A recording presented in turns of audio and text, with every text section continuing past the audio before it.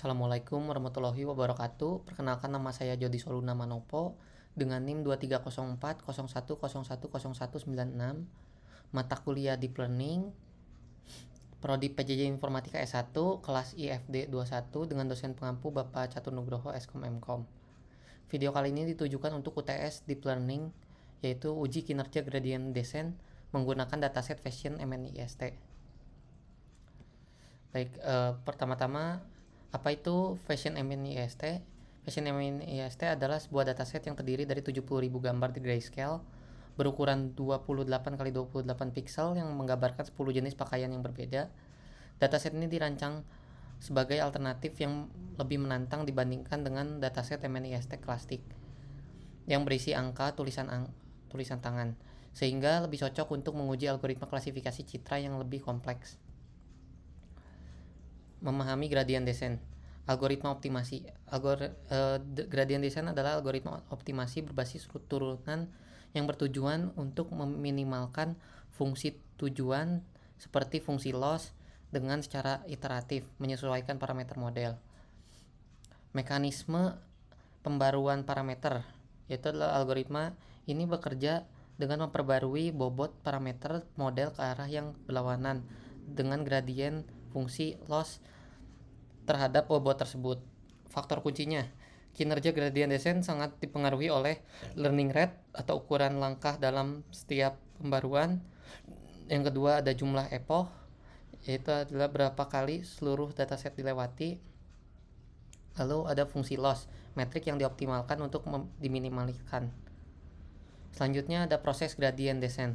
Inisialisasi bobot awal yang pertama, yaitu adalah bobot model diinisialisasi dengan nilai acak atau pre-trained dengan titik awal optimasi. Lalu hitung lossnya dihitung untuk mengukur seberapa jauh prediksi model dari nilai sebenarnya. Yang ketiga yaitu adalah hitung gradien. Gradien fungsi loss terhadap setiap bobot dihitung untuk menentukan arah turunan paling curam. Update bobot. Bobot diperbarui menggunakan rumus W new sama dengan W old dikurangi alpha. Lalu ini, di mana alpha adalah learning rate dan n abla L adalah gradient.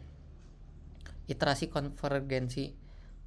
Proses ini diulang secara iteratif hingga fungsi loss konvergen atau mencapai ambang batas yang ditentukan. Selanjutnya kita masuk ke dalam tahap implementasi gradient descent pada Fashion MNIST. Yang pertama, load dataset Fashion MNIST atau mengunduh dan memuat dataset gambar Fashion MNIST yang akan digunakan untuk pelatihan dan pengujian. Di sebelah kanan sini sudah ada load dataset Fashion MNIST-nya menggunakan tf.keras.dataset Fashion MNIST load data. Selanjutnya ada preprocessing data, melakukan normalisasi pixel gambar ke rentang 0,1 dan mengubah dimensi data agar sesuai dengan input model. Nah, di sebelah kanan sini ada preprocessing data, mengubah datanya, dinormalisasi pixelnya, lalu membangun model klasifikasi, yaitu mendesain struktur model klasifikasi, misalnya jaringan saraf tiruan sederhana yang akan dilatih. Nah, kalau di sini kita sudah membangun modelnya di langkah nomor 3 ini. Lalu keempat yaitu adalah pelatihan model. Pelatihan model atau training model itu menggunakan algoritma gradient descent mengulang proses hingga jumlah epoch yang ditentukan. Di sini kita menentukan jumlah epochnya sebesar 20.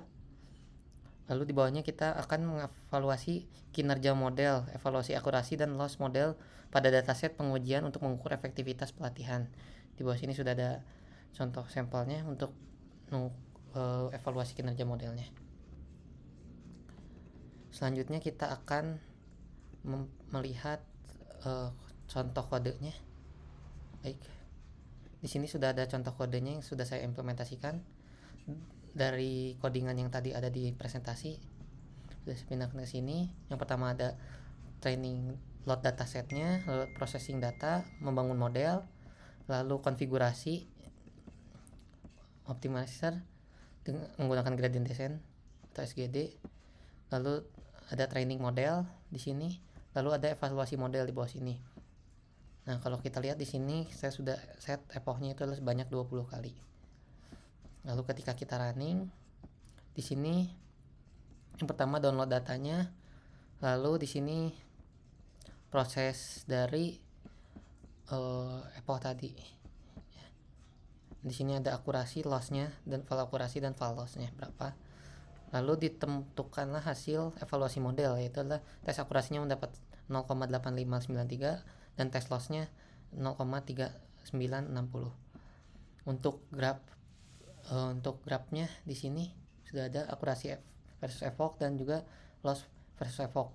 Kita akan bahas di slide presentasi berikutnya. Baik, sekarang masuk ke parameter eksperimen. Parameter eksperimennya itu ada optimizer, yaitu gradient descent atau stochastic gradient descent adalah algoritma optimasi yang utama digunakan. Learning rate, nilai learning rate akan ditentukan secara spesifik, misalnya 0,01 untuk mengontrol ukuran langkah pembaruan bobot.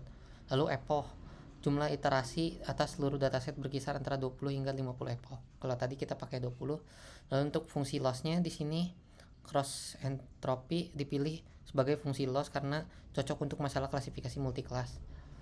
Lalu terakhir ada matriks evaluasi, yaitu adalah akurasi dan loss akan digunakan sebagai metrik utama untuk mengukur kinerja model. Nah, di sini sudah ada matrik evaluasi kinerjanya. Yang pertama dimulai dari akurasi, mengukur proporsi prediksi yang benar dari total prediksi. Ini menunjukkan seberapa sering model membuat klasifikasi yang tepat. Nah, ini hasil evaluasinya tadi dari codingan yang tadi. Tes akurasinya mendapat 0,8593 dan tes lossnya 0,3960. Nah, di sini ada penjelasannya juga. Loss yaitu adalah kerugian, mengukur seberapa besar kesalahan model dalam membuat prediksi. Nilai loss yang lebih rendah menunjukkan kinerja model yang lebih baik. Nah, di sini juga sudah ada kurva akurasi versus epoch. Yang pertama, grafik ini menggambarkan bagaimana akurasi model meningkat seiring bertambahnya epoch mendekati nilai optimal. Kalau di sini kita lihat ya, dia terus naik. Lalu untuk kurva loss versus epochnya di sebelah kanan sini, visualisasi ini menunjukkan bagaimana nilai loss berubah seiring berjalannya epoch. Idealnya menurun secara stabil. Nah, kalau kita lihat di sini dia sudah menurun. Selanjutnya hasil eksperimennya. Di sini sudah ada yang tadi 20 kali epochnya tadi, hasilnya dari codingan yang tadi. Lalu selanjutnya saya akan membahas tentang hasil eksperimennya. Akurasi meningkat bertahap. Model menunjukkan peningkatan akurasi yang konsisten pada setiap iterasi, membuktikan kemampuan gradient descent untuk belajar dari data.